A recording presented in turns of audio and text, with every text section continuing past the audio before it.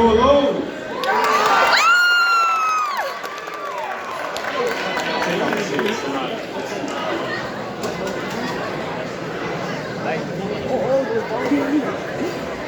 Hello, CPA. Silas, may know me as Ryan Gosling, just potentially. Unfortunately for all of us, I am back from last year. A lot less nervous this time though. Last year I was so nervous I actually forgot my first joke. And I forgot it. And the whole cafeteria started like cheering for me. They were like, yeah, you got this, you got this. But as soon as they started cheering, I remembered. So I was just like shouting, shut up, shut up, shut up, shut up at the entire audience. Not great. But thanks, Tony. Buddy. It was almost an equally awful situation this year. I woke up last night and I was like, I should probably memorize my jokes. And then I went back to sleep, so that's why I got them written on my hand. If you see me going like, what's that say? That's because I am trying to remember my joke. Oh gosh, this mess. Dave as a cue. No, last year was great though. It was a great year aside from the year, really. I remember one lunch, I went down to the Irving with my friends. It was torrential downpour, so that, of course, that's the day we decide to go when it's pouring rain. But, we go down to the Irving, soaking wet, torrential downpour, foreshadowing, I presume, for the rest of the year. And we walk into the Irving, and we see the lady there, and she starts asking us all these questions, like, are you crazy, are you nuts, are you insane? We just go, oh yeah, no, for sure. And we walk on. And then we get to the checkout, and my friend Gabe goes up with a drink, and then he asks, like, can I buy this drink? Except he doesn't say it like, yo, can I get this drink? He says it like he's never been in a store before, and he goes, can I buy this drink? And the poor lady working there, she just looks at him and she's like, yes? Because from her point of view, he just doesn't know how a store works, and he's like, wait. You're telling me I'm allowed to purchase this drink using my money? Doesn't quite make sense to me. But then we left the Irving. We start walking back to school, and some random guy just whizzes past us, drives straight into a puddle, splashes us, probably starts laughing at us, yelling, ah ha ha, you're wet now! Something I could never say to a woman, as he just twirls his cartoonishly large mustache. But,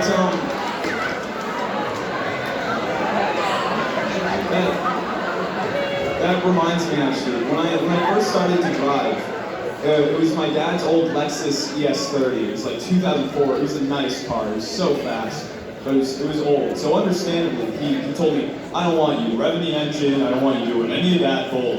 Right, I just said, yes sir, whatever. So I drove the car, I was respectful, yada yada yada.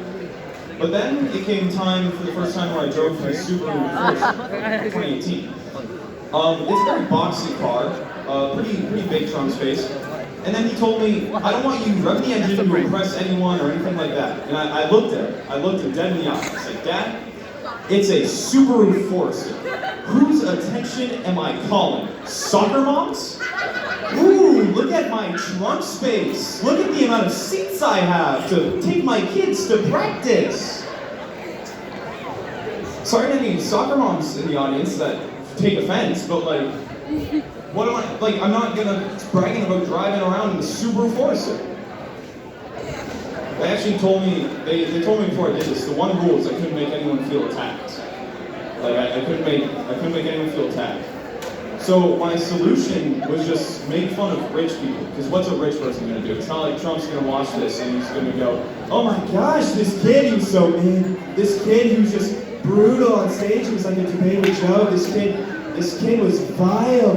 Like, he's not going to do that at all. It's how he's going to fulfill. He won't even see this, for one. Dylan, stop clapping. It's embarrassing.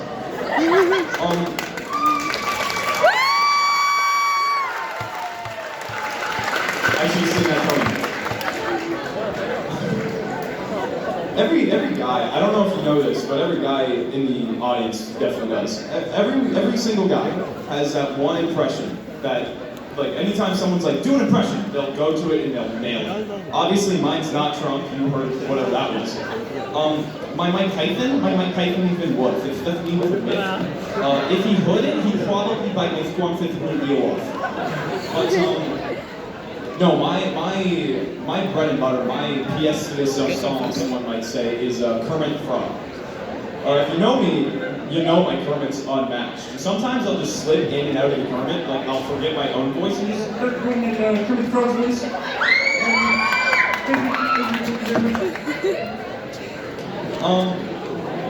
No, people will tell me, hey, do a voice, and I'll instantly go, Kermit the Frog. Kermit the Frog here. Oh, jeez, I'm nervous. So people always ask me, now that Miss Picky and I are married, if I study pork, I certainly don't study. But, my hand's shaking. My mic is shaking my hands. It's not good. It's not a good look. Oh yeah, it's that time again. Hold on. There we go. No, it's the Kermit voice, it just comes naturally to me. It's like the opposite of stand-up, as you can tell. People can tell me comedy's a hidden talent, and it should stay that way, but I choose to ignore it. I feel like that's kind of what comedy is mostly now. I feel like that's kind of what comedy is mostly now anyway. It's just people who get on stage and they're like, hey man, your friend said you're funny, you do great on stage, get up there. And then they get up on stage. It's like hiring R. Kelly at a middle school. It's like, boss, are you sure that was a good idea? And the boss just, hey man, he said he loved kids. Yeah, he does, but you're missing a big criteria there. It's like how you get comedians like Brendan Shaw. Brendan Shaw has 2 comedy specials. Neither one of them reached that number on IMDb. IMDb is a scale of 1 to 10. His second special is so bad, Netflix refused to buy it. Do you know how bad you have to be for Netflix to drop you? They have Amy Schumer on there like at least 3 different times. You have to be awful, and which he was. I've seen his specials, I would rather die than watch them again. They're awful. I worked a lot this summer, unlike Brendan Shaw, but I worked at a food truck. Biggest job was Chester Race Week. 4 days straight, 4 to 1 each day, believe it or not. But the first night, at around 11 each night, we'd get a huge wave of drunk people, right? Because it's late at night. Nick knows this story. Nick was there. He's my coworker. But no, we go a huge wave of drunk people come in, and then there's this big guy who just lumbers over, and he shouts, "Poutine Squad!" And just shouting "Poutine Squad." Everyone around him is going, "Yeah!" So I'm just like, oh my gosh, this guy's a big deal. He's the leader of the Poutine Squad. So I go, okay, how many poutines do you want, man? And then he leans in, real hush-hush, making sure no one from the Poutine Squad is looks around. Can I get a double cheeseburger, please? Okay, you're the boss. That's not poutine, but sure. So then I take his name for the order and he said, yeah, put down Big Dog. And I'm like, okay, Big Dog, I get you. So I write down his name, I give him his order, and then he's like, yeah, Big Dog, roll out, Poutine Squad, go!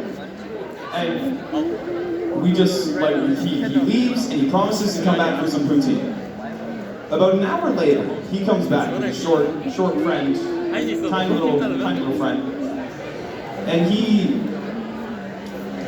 walks up and we all go, Big Dog, woo, back for the poutine? And then the man is obviously wasted, very clearly, supremely wasted, but he very quickly goes from blackout drunk to just stone-faced, I trust this man to drive my kids. Actually, no. I hate to be that guy, but my friend here is celiac. Do you have anything gluten-free?